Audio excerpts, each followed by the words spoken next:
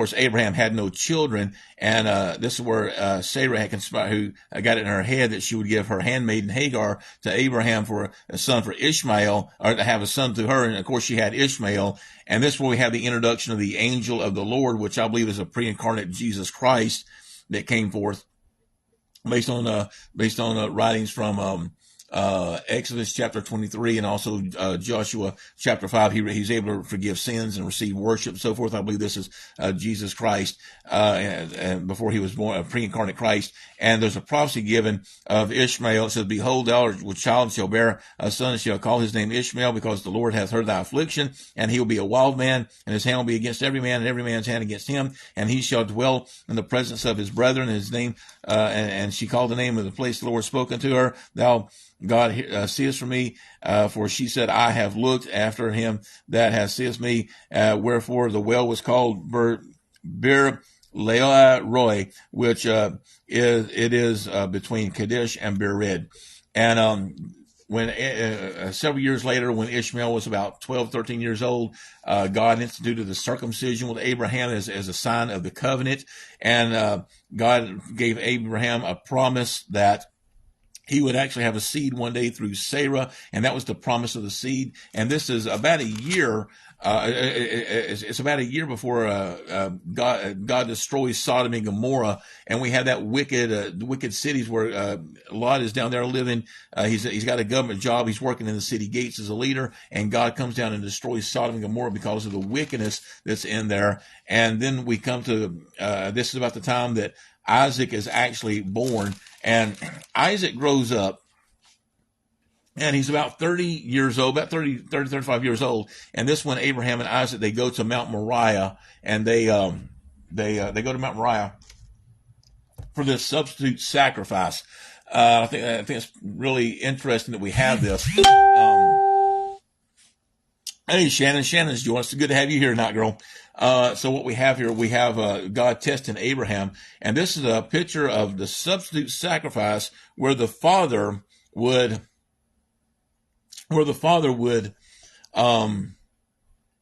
offer his son up. He would offer his son up for a sacrifice. And what I love about this, we see these movies about Abraham and Isaac going to Mount Moriah, and it really doesn't do the story justice, because we see this small child going with his aged father up to Mount Moriah. But the Bible tells us, if you map out the time frames and the lineage of this, you'll find out that Jacob, you find out that Isaac was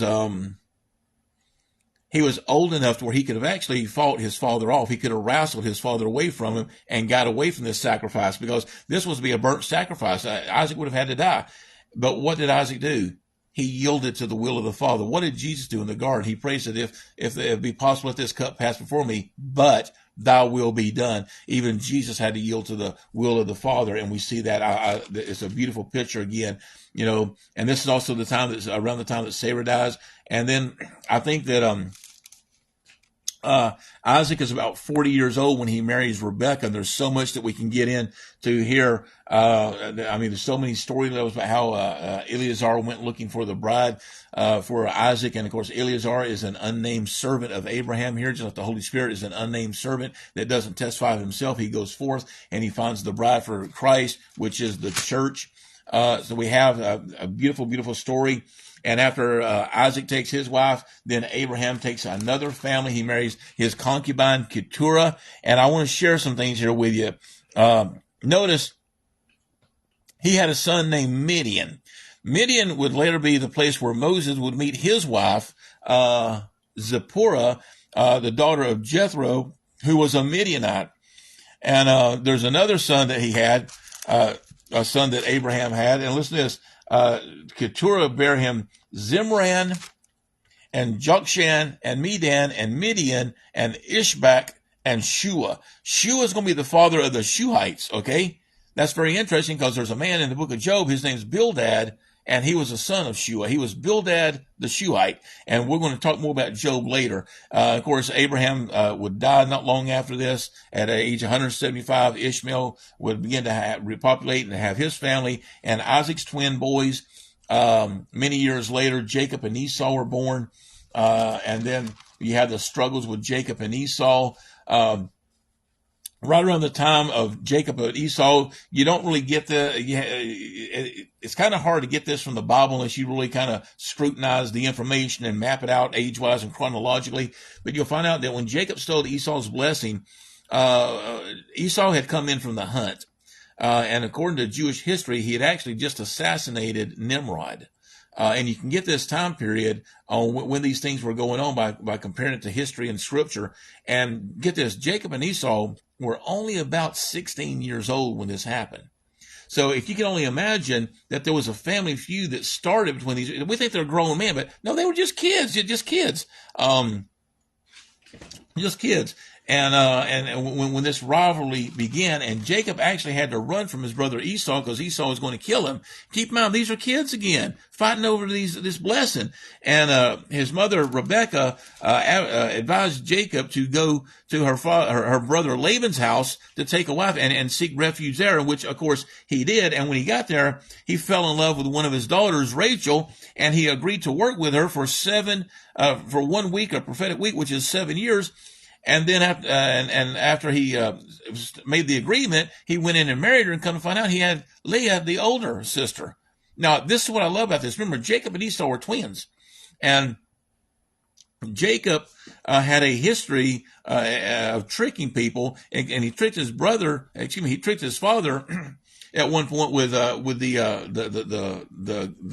kid's skin, the goat skin on his sleeve, to pretend like he was his twin brother. Well, guess what? According to history again, this is a great little history nugget, Leah and Rachel were twins. So just like Jacob tricked his father because to pretend to be his twin, that's exactly what Laban did with his twin daughters. He switched them on him. And basically, long story short, Jacob ended up with Leah and Rachel as two wives. Before it was all done, he had, let's see if I can find the names here real quick. He had the daughters, Zilhah, and then I think it was Bilhah was the name of the other one. So he actually ended up with 4 wives out of this running around here. And there was so much conflict between Jacob and Laban that Jacob had to get up and leave. And he left in the middle of the night, taking his family with him. At this point, all 12 tribes, the 12 sons of, or most of the 12 sons were already born to Jacob, and he got up early and he was going to leave, and runs away from Laban. Laban finds out about this, and then he ultimately chases down Jacob, and they then have to make a new agreement. And basically, the point is that they made a covenant with God, and basically said, may the Lord watch between me and thee. And we think that's a cute little thing, we see jewelry like that all the time. So, may the Lord watch between me and thee when we're apart. But what it really means, you got 2 con artists here, and they say, God needs to keep his eye on you, and God needs to keep his eye on me, so we don't get in any more trouble. It's more like partners in crime, that we're more adversaries to anybody. Hey, Liz, good to have you here, girl. And this is exactly what we have in this story, that we have this. And so now we have Jacob getting ready to meet his brother Esau. Now, keep in mind, when we last saw Jacob, he had been wrestling with his brother for many, many years. It all started when they were about 15 years old, and guess what? About 71 is when they took off, when he left. So from like 15 to 71, they were fighting and arguing with each other, and now it's time for Jacob and Esau to meet. And guess how Jacob feels about this? He's concerned that, because last time he saw Esau wanted to kill him, so he begins to wrestle with God on what he needs to do. He's very bothered, very troubled at this.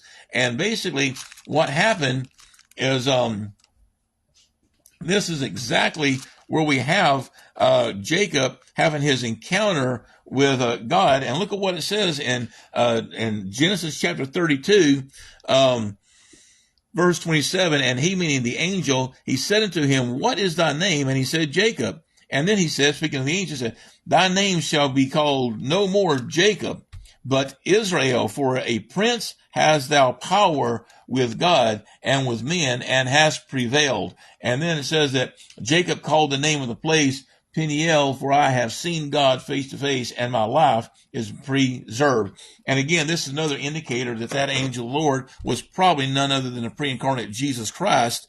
So this is a great, beautiful picture again of God working with his people. And then Jacob is finally able to meet with Esau, and this is the place where we find where Jacob not only works with Esau, meets with Esau, but Esau wants to bring him back to his home, and he kisses his brother.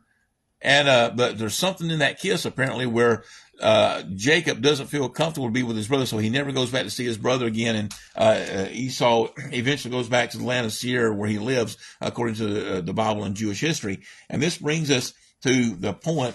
Diana is raped shortly after this. There's losses in the family. Rachel dies. Jacob's sons are born. They begin to grow up. Isaac dies. And then in chapter 36 of Genesis, you have Esau's family record. And I want to mention one man here. There's a man by the name of Eliphaz. Eliphaz had these sons, Teman, Omar, Zepho, Gatam, and Kenaz. Now, Timnah was a concubine to Eliphaz, and she bare to Eliphaz Amalek. Now, think about this.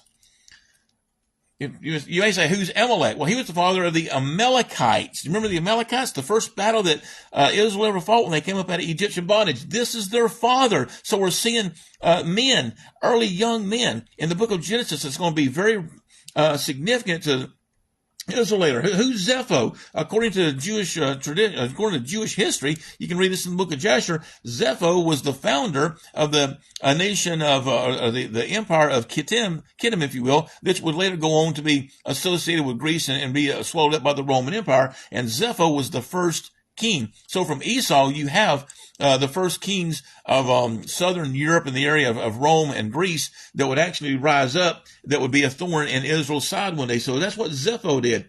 And Eliphaz, who is Eliphaz? Eliphaz had a son named Tema, and Tema was a geographical region. I believe it's in southern Iraq and going over toward the west of Mesopotamia. And so Eliphaz came from the area of Tema, and he was a Temanite. Job had a friend, Eliphaz the Temanite. So we've seen Bildad the Shuhite, we've seen the birth of the Amalekites, their father, and we've seen Eliphaz the Temanite here. And don't worry, I'm going to show you where Job shows up in the book of Genesis here in a few chapters, in about 10 chapters, and it's going to really surprise you where he is. As you can tell, there's so much in this book of Genesis. I'm just giving you an overview right now, but man, I love Genesis. Genesis is an awesome book. It's got poetry in it. It's got prophecy in it. It's got practical application for your life. It's got family rivalry in it. Favoritism, parental favoritism, which you should never have parental favoritism. Every time parental favoritism shows up in the Bible, you have the families destroyed. A parent should never love their child over the other. And that's so important because Jesus is not a respecter of persons, is he? He doesn't care. He loves you, all of us unconditionally. And that's the way we need to be. And I know sometimes, I don't have any biological children myself, but, sometimes I think, you get parents that think, children think that one parent loves one child more than the other, and that's not necessarily the case. But